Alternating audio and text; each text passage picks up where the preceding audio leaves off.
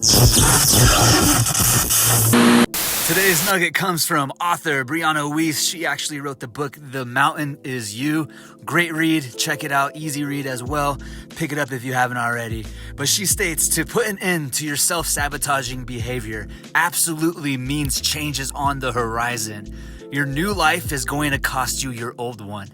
If you truly want peace within yourself, you have to go to war with who you no longer want to be. Battle by battle, eventually the new you will prevail. Just remember, wars take time and require great sacrifice, but that peace is always worth the fight. Stopping self-sabotaging behaviors, it's gonna cost you. First and foremost, it's gonna cost you your comfort zone. It's gonna cost you your sense of daily direction. It can cost you relationships and friendships, but most importantly, it can cost you your own identity. Your sense of self that's attached to your beliefs. Those beliefs hardwired in your mind from years of repetition. And that's why it can be so hard to change.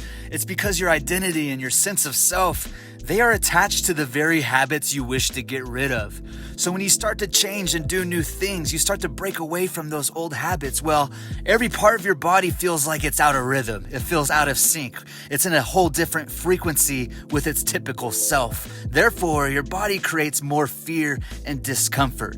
It's like an alert saying, hey, this is different. This is not normal. That's why you hear people, try to find themselves, but you see them and they end up losing themselves first, right? Or realizing that it's not so much about learning new things as it is about unlearning the things we think we already know. The best way we can change this familiar self, your habits, your current personality, all those little things that make you who you are, that were created through years and years and years of repetition. The only way we can change that is, through even more repetition. They've done studies, 60% of the time it works every time.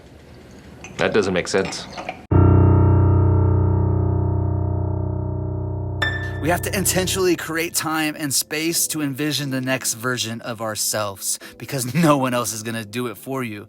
And if you don't do it, you'll just end up exactly where you are or even worse off. For example, if you want to change your diet, but you go to the same place to eat every single day, the same restaurant, it doesn't matter how bad you want to try new food because you'll only have the exact same damn menu in front of your face to choose from, right?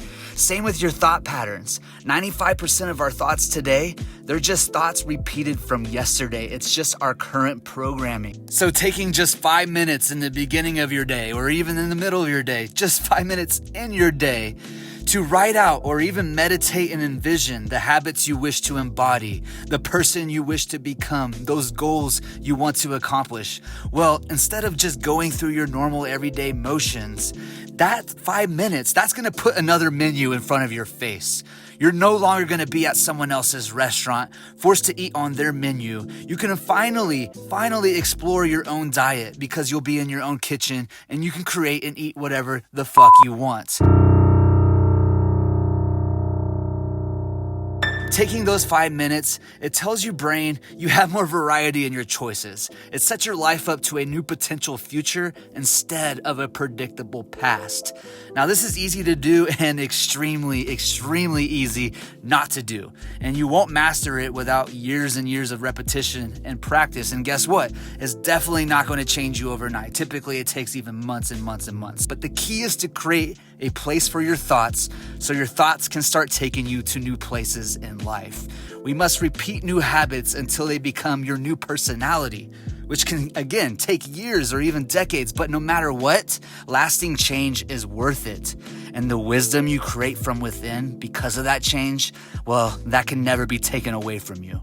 Just remember, don't get hung up if you win or lose today's battle because the war will wage on. Stay tuned.